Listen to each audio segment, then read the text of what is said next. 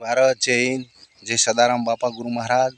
મિત્રો, આજે આપણે કહીએ છીએ હું દરેક આટલા આજુબાજુમાં મને જો બોલાવે છે અહીંયા હું સેવા માટે જતો રહું છું। એવું નથી મિત્રો, એવું નથી કે હું માયકમાં બોલીને જ મોટો માણસ છું। ના ના સાહેબ, ના।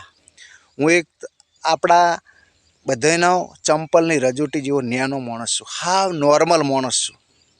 પણ આવો સૌને પહેરવા ઓઢવાનો શોખ હોય છે ને મને એક મિત્રો મારો એક શોખ એવો છે કે કંઈક આયોજન કરું, કોઈક આવા મંદિરોમાં આયોજન કરવા માટે હું મિત્રો બધા સેવા માટે જાઉં છું। થાળીઓ ધોરાવશો તો સાહેબ આપણે તૈયાર છું, બહુ ઉત્તમ, તો મને એ ગમે છે।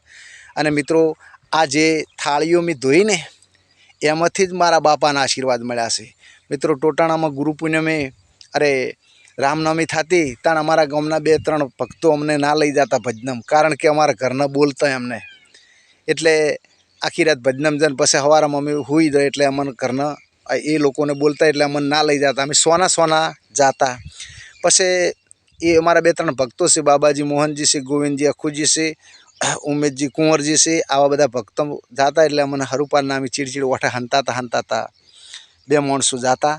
અને પછી એમને નક્કી કર્યું કે અરે મોનસીને અમને થાળીઓ ધોવા માટે વળગાડ્યા, એટલે અમે થાળીઓ ધોતા હતા અને હું નાહી ધોઈ અને સદારામ બાપા ગુરુ મહારાજના પગ ખૂંદતો હતો ને બાપુએ એટલો આશીર્વાદ કીધા હતા કે અહીંયા આય બેટા, વયા કે તને આશીર્વાદ આલવા, તને ઉપદેશ આલવો છે।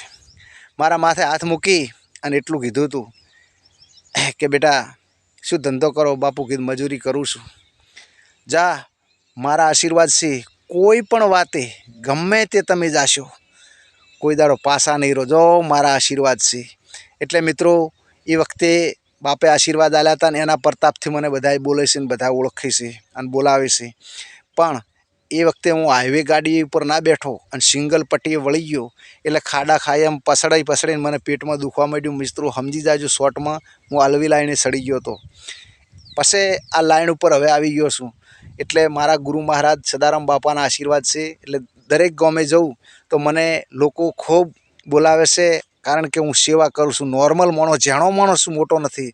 મારો વિડીયો બહુ આગળ વધારજો, શેર કરજો, ફોલો કરજો, લાઈક આપજો અને આપણો દીકરો માની સદારામ બાપાના ભક્ત માની આગળ વધારજો।